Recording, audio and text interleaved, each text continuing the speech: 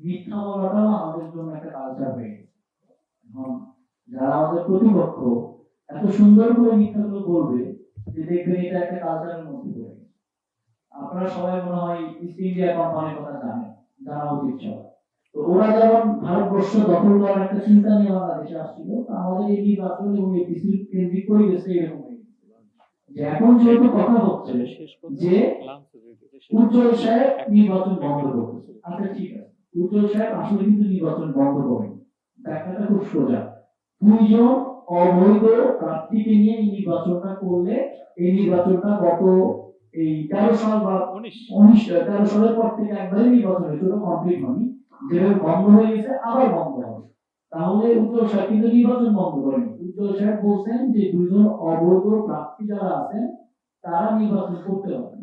আমি এগুলো আইন ল কোনো কিছু মধ্যে দিতে চাই না। আমার একটাই কথা যে এখানে কি আমার মজবুত আছে যে এই যে ভোটাধিকার কথা বলতেছি তাহলে আমরা এতদিন ভোট দিতে পারতেছি না।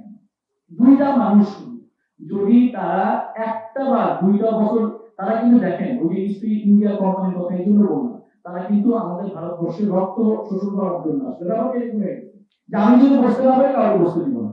আর কিন্তু কিছু না, আজকে মামলার কথা তারা বলে মামলা তো শুরুই করতেন আমাদের প্রতিপক্ষ, তারাই তো মামলা দিয়ে আজকে 10টা মামলা তারা দিচ্ছেন।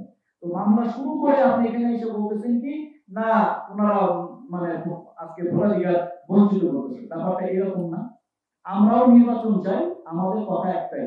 অনেক দলীয়গত ব্যাপার এখানে আছে, আপনারা যদি ন্যাশনাল টেলিভিশনে তাদের কথাবার্তা শুনেন দেখবেন যে মানে তারা এখন এটাকে রাজনৈতিক একটা রূপ দেওয়ার চেষ্টা করতেছে। উজ্জ্বল সাহেবের মতো মানুষের বাংলাদেশের কেউ বিদেশে রাজনীতি করার ওনার কিছু নেই, ওনার লাইফে চাওয়া হওয়ার কিছু নেই। এই লোকটাকে আমরা সবাই মিলে রিকোয়েস্ট করে নিয়ে আসছি যে আমাদের একটা মুরব্বী মানুষ নাই ইন্ডাস্ট্রিতে, আপনি একটু আসেন, একজন মুরব্বী আইসা আমাদের অনেক প্রবলেম এগুলো একটু শর্ট আউট করে দেন। উনি নির্বাচন করার জন্য রাজি ছিল না, ওনাকে আমরা নিয়ে আসছি। নিয়ে এসে কি হচ্ছে এখন এমন ভাবে কথাগুলো মানুষ করাচ্ছে, এখানে কিন্তু আমরা কোনো ফ্যাসিস্ট নিয়ে কথা বলছি না। আজকেও আমরা এত সুন্দর একটা প্রেস কনফারেন্স করলাম, আমরা কোথাও কি আমরা রাজনৈতিক একটা ওয়ার্ড উচ্চারণ করছি? Not a single word.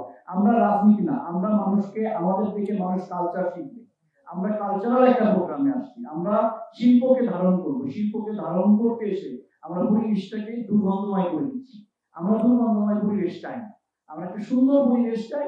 অবৈধ কোনো কিছু নিয়ে আমরা যাবো না, একটা সুষ্ঠু নির্বাচন চাই, এটাই আমাদের চাই।